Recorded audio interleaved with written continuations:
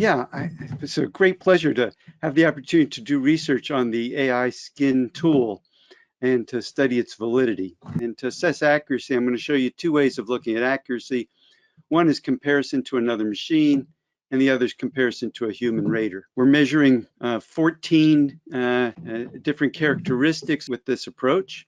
So we tested this using an iPad in a little stand on a small table, something that would be regularly available in an office setting. We've had a really good lighting for this, kind of like the lighting I have now. And we varied the lighting to just straight room light without the fancy lights to see how reliable the scores are in different kinds of lighting. And we tested and retested within the same lighting to see how reliable the results are. The reliability is extraordinary. So if you run the test and then repeat it, you get basically the same results every time.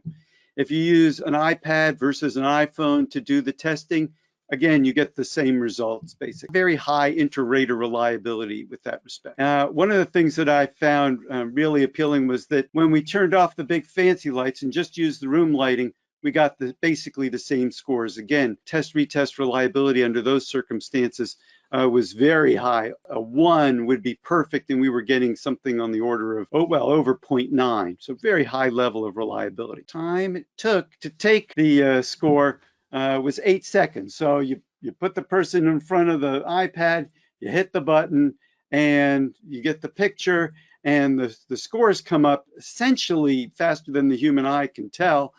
So the whole process of taking the pictures and getting the scores was roughly 8 seconds.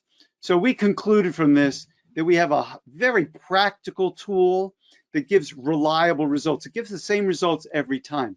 But then the question is, are these reliable results valid results? Are they accurate? And to test that, we had a question because this kind of testing hasn't been done before. How would we do this?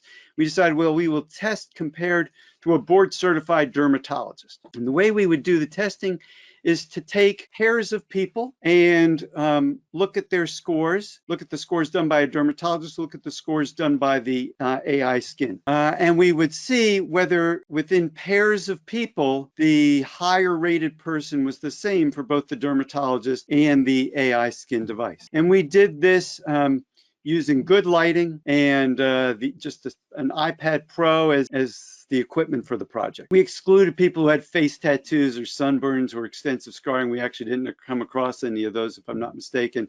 We took a whole range of people, from people with light skin to dark skin. We wanted people to have their glasses off so we could assess wrinkles around the eyes and the eyes very well. So here's a comparison, for example, of two individuals, and the dermatologist would rate these people on the various characteristics. For example, how many pores the person had, how wrinkled the skin was, and the AI device would do the same thing. And then we would see if the score for the better characteristics lined up for both the dermatologist and AI skin. We had a range of patients from age 15 to 83. Most were white, 58% were women. We didn't see any differences in the device by gender. We had the highest agreement, over 80% agreement for important things like skin redness, skin firmness, eye bags, and wrinkles. The lowest agreement was, interestingly, for pores, and I'm going to come back to that in a little bit. After showing that the device compared well to how a dermatologist would rate people, we compared to a state-of-the-art computerized imaging system that costs tens of thousands of dollars and takes up, a lot of space on a desk, and that takes 3 minutes to do an evaluation. So if you were to do 10 evaluations over the course of that day with the device, it would take a staff person a half an hour. If you did 30 people with the AI skin device, that's 240 seconds. That's 4 minutes person's time. So the AI skin device giving this instantaneous results, we're comparing it to a state-of-the-art system that takes 3 minutes to do all the various positionings and scannings and evaluate the result. And here's what we see. So using the reference device to compare to the AI skin, we see criterion validity. So for skin texture, spots, and pores,